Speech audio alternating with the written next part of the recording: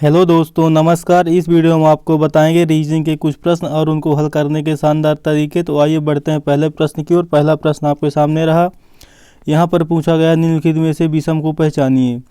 आपके option number A में M लिखा हुआ है, फिर बी में डब्ल्यू है, सी में ई है और डी में ओ है। तो इनमें से चारों में से कौन सा भिन्न होगा आपको बताना है। तो एम जब आप बनाते हैं तो एम बनाने के लिए 4 बार आपको 4 लाइन की आवश्यकता होती है। तो यहाँ पर 4 लाइन की आवश्यकता होती है। ऐसे डब्लू बनाने के लिए आपको 4 लाइन की आवश्यकता होती है और ई बनाने के लिए भी आपको 4 लाइन की आवश्यकता होती है, जबकि ओ बनाने के लिए आपको किसी भी लाइन की आवश्यकता नहीं होती, मतलब इसमें 0 लाइन की आवश्यकता होती है। तो आपका यहाँ पर ऑप्शन नंबर डी इसी प्रकार से भिन्न हो जाएगा। अब बढ़ते हैं अगले प्रश्न की ओर। अगला प्रश्न आपके सामने रहा। यहाँ पर लिखा हुआ है निम्नलिखित में से विषम को पहचानिए। यहाँ पर 1400 है, फिर 1700 है, फिर 1600 है, फिर 1900 है। तो इनमें से आपको भिन्न पहचानना कि इनमें से विषम कौन सा है। तो यहाँ पर दोस्तों शताब्दी वर्ष लिखे हुए हैं। शताब्दी लीप वर्ष में भी शताब्दी लीप वर्ष एक लिखा हुआ है, तो उसको आपको चेक करना कौन सा शताब्दी लीप वर्ष है। तो जब कोई वर्ष होता है, जैसे कोई XY कोई भी वर्ष हो गया और उसको अगर 400 से आप भाग देंगे और 400 से भाग देने पर रिमाइंडर यदि 0 आता है तो वह शताब्दी लीप वर्ष होता है, और जिस पर रिमाइंडर 0 से अधिक आता है वह लीप वर्ष नहीं होता। जब आप 1400 को भाग देंगे 400 से तो 4 3 12 और यहाँ पर 200 शेष बच जाता है। इसको जब 1700 में भाग देंगे आप तो 4 चौक 16 1 17 इन 700 यहाँ पर एक्स्ट्रा बच जाता है। फिर जब आप 1600 में भाग देते हैं तो यहाँ पर 4 चौक 16 0 लीप वर्ष बचता है। जब 1900 में भाग देंगे आप 400 से तो 4 चाको 16 और 319 300 यहाँ पर लीप एक्स्ट्रा बच जाता है वर्ष। तो अब आपका यहाँ पर लीप शताब्दी वर्ष सेंचुरी लीप ईयर कौन सा है आपका यहाँ पे। शताब्दी लीप अधिवर्ष आपका यहाँ पर है 1600। तो आपका यहाँ पर 1600 इस प्रश्न का सही उत्तर हो जाएगा, ऑप्शन नंबर सी। अब बढ़ते हैं अगले प्रश्न की ओर। अगला प्रश्न आपके सामने रहा।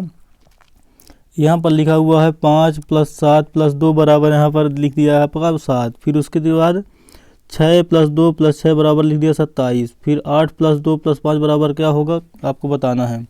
तो यहाँ पर जो लिखा है 5 + 7 + 2, तो इसको ऐसे करना आपको 5 × 7 और 7 के बाद गुणा 2 करना है आपको। तो 2 7 14 5 70 हो गए, 70 यहाँ पर आ गया और 70 के अंकों को आप उलट दीजिए यहाँ पर तो आपका 07 हो जाएगा। इस तरीके से आपका यहाँ पर 07 आ गया।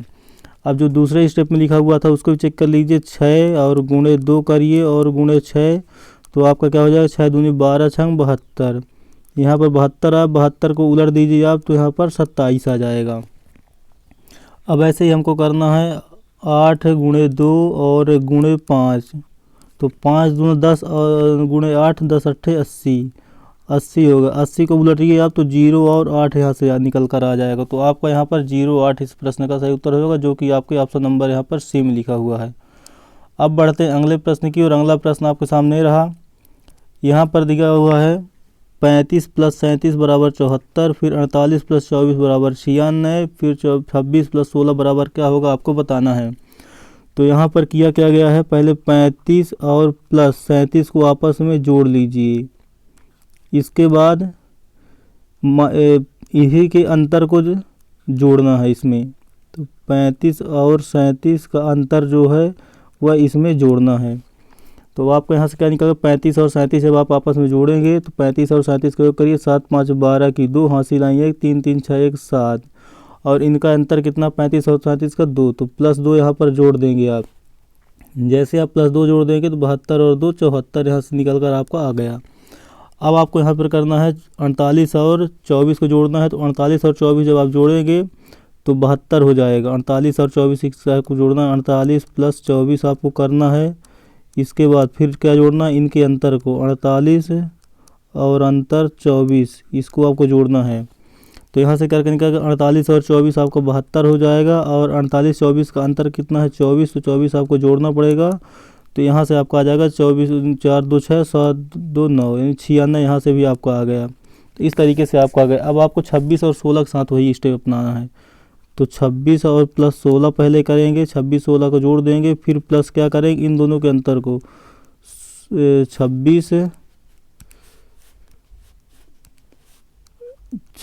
और अंतर 16 का निकालेंगे, जो भी अंतर आएगा आप जोड़ देंगे। तो 26 और 16 आपका कितना हो गया 6 6 12 और 3 1 4 6 6 6 12 की 2 हासिल आई 1 2 1 3 और 1 4 42 हो गया। और इनका अंतर कितना हो रहा है आपका 16 और 26 का 10 अंतर हो गया। तो 10 और 42 आपका यहाँ पे 52 हो गया। तो आपका यहाँ से 52 इस प्रश्न का सही उत्तर निकल कर आएगा, जो कि आपके ऑप्शन नंबर बी में है। 52 इस प्रश्न का सही उत्तर हो जाएगा। अब बढ़ते हैं अगले प्रश्न की ओर। अगला प्रश्न ये रहा आपके सामने। यहाँ पर दिया हो गीता का जन्म 16 जनवरी 1992 को सोमवार को हुआ था, तो वह अपना अगला जन्मदिन कब मनाएगी? तो उसका जन्मदिन कितना हुआ था? 16 जनवरी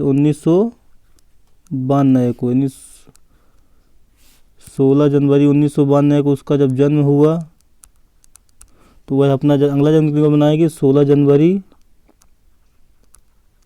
1993 को वह अपना अगला जन्मदिन मनाएगी। अब दिन क्या होगा? अब आपसे दिन पूछा है, तो यहाँ पर आप देख रहे हैं 1992 दिया हुआ। तो पहले ये चेक कर लीजिए 1992 एक साधारण वर्ष है या कि एक अधिवर्ष है, यानी लीप ईयर है कि सिंपल ईयर है। तो यहाँ पर आप 4 से भाग दीजिए। 4 से भाग देना है आपको इकाई के 2 अंकों में मात्र, तो आपको पता चल जाएगा कितना ये लीप वर्ष है कि नहीं है। तो 4 का भाग देंगे जब आप 9 में, इस 92 में आपको देना भाग, और यहाँ पे इस 19 में नहीं देना। तो 4 दूनी 8 हुआ, हासिल 1 4 12 हुआ, 4 3 12, यानी 23 चौको 92, यानी यह पूरा कट गया। इसका रिमाइंडर जब 0 आ रहा है तो यह एक लीप वर्ष है। जब लीप वर्ष होता है तो लीप वर्ष की जब भी कोई डेट होगी और उससे बीच में फरवरी फंसती होगी, तो यहाँ पे जनवरी की डेट है और फरवरी फंसेगी। 1992 में फरवरी 19 की होगी, तो जब हम अगले वर्ष के जाएंगे तो हमको +2 करना पड़ेगा। अगर साधारण वर्ष होता, लीप वर्ष ना होता, तो वहाँ पे हमको +1 करना होता, लेकिन यहाँ पर हमारे पास साधारण वर्ष है, इसलिए हमको +2 करना पड़ेगा। तो जब पहले सोमवार था, सोमवार के बाद हम मंगलवार, पहले हमारा सोमवार है, तो सोमवार से बाद हम 2 स्टेप जाएंगे, तो सोमवार के बाद मंगलवार होगा और फिर हमारा बुधवार होगा। तो इस प्रश्न का सही उत्तर आपके सामने क्या आ जाएगा? बुधवार, जो कि ऑप्शन नंबर आपके सी में है, बुधवार इस प्रश्न का सही उत्तर होगा। तो दोस्तों, हमारे वीडियो का अंतिम प्रश्न था। आपको वीडियो कैसा लगा और वीडियो के प्रश्न करने को हल करने का तरीका कैसा लगा, आप हमें कमेंट में ज़रूर बताइए। अब मिलेंगे दोस्तों नेक्स्ट वीडियो में, तब तक के लिए जय हिंद जय भारत।